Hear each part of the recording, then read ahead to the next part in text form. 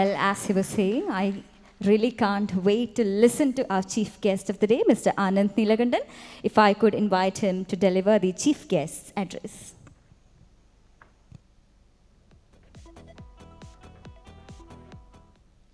Thank you. Good evening. I was asking Jayashankar what a writer will be doing in an apparel award, but he said, come and address. We have been good friends. Earlier itself from Mumbai. Though I have attended many literature fests, it's the first time I am attending a fashion and an apparel fest. I am far away from the world of fashion, but that's what I thought. I write basically on mythology, historical fiction, fantasy, for films, television, books. Actually, India is quite old for fashion, or is it? India has produced some of the greatest fashion books right from 4th century BC, right from Indus Valley period. We have been famous for creating makeup items. Out of the 64 Sukumara Kalas, one is makeup. Ancient India and the medieval India led the world in perfume production. In Brihat Samhita of Varaha Mihira, he mentions 1,74,620 varieties of perfumes. I don't know whether even the French have so many, or the Arabs have so many. Kalidasa in his Malavigagnanimithram talks about the various kind of facial painting which the common women, I'm not talking about the queens and other things, but the common women used to do. Around 20 of them. The 20 kinds of, it's called Vaisheshika, now we call Tilak and other things. 20 kind, that was not just in the forehead, but lips painting also. In Shakuntalam, he talks about a kind of talcum powder of a plant and lipstick. There were specialists for nail painting in 3rd century AD. Even during Maurya period, nail painting was a profession. There were high heels, there were mini skirts. Many of the people who are roaming around the street saying that if some woman wears a mini skirt saying that they are destroying the Indian culture, have no clue about Indian culture. That's what I would say. Because even take the Indus Valley dancing girls, see the costume or the lack of it. Most of the Ajanta Ellora paintings and other things, the covering of upper part of the body in a hot tropical land like India was done only on special occasions. Both males and females rarely covered the upper part.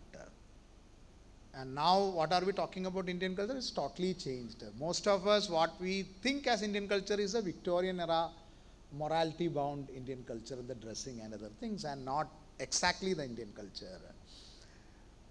I can go on and on for another 2 hours about this topic because it is my topic. I don't know whether I will bore you on this, and I have been told especially that I should not take more than 10 minutes. So after telling 1 or 2 points, I will wind up. We are all waiting for other events, I know. One thing special about Indian apparels is we had lots of kind of clothes from ancient India onwards, but on fashion we lacked one thing. We didn't invent the needle. We never had the needle. We didn't have the need of the needle also for a quite long time.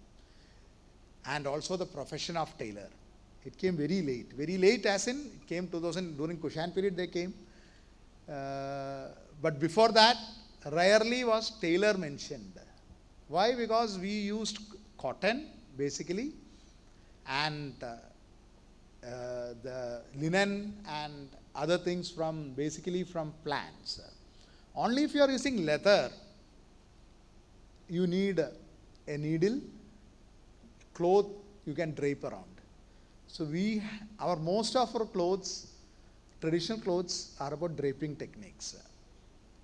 So the draping, once you drape it, you don't need a tailor at all, right?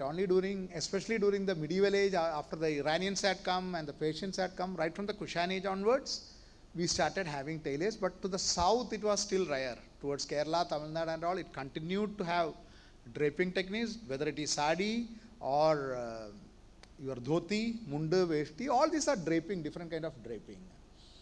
And this draping techniques itself, it is mentioned in many of the Shastras, more than 300 kind of wearing dhotis and saris. We hardly use 5 or 8 or 10 perhaps, I don't know, the expert should tell that. But I don't think it is more than 300 kind of draping techniques, even if you take every state.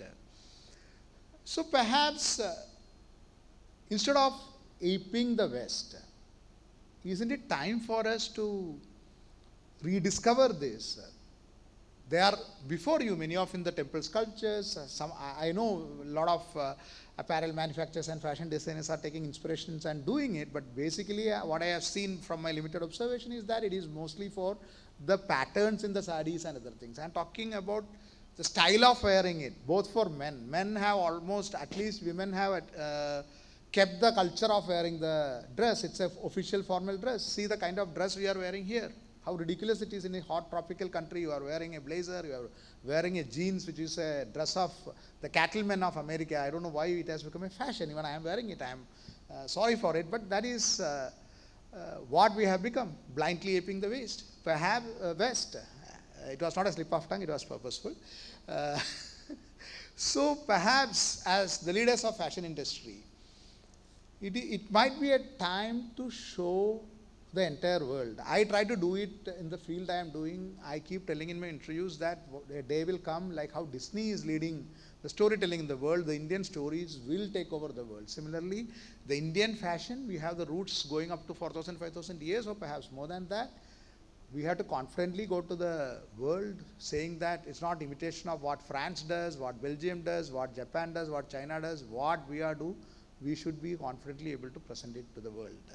With these words, I am not elongating my speech further. I wish you all the best for this function and thank you very much for inviting me. Thank you.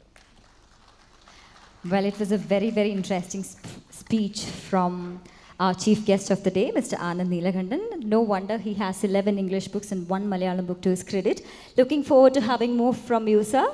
Thank you so much for your presence. Well,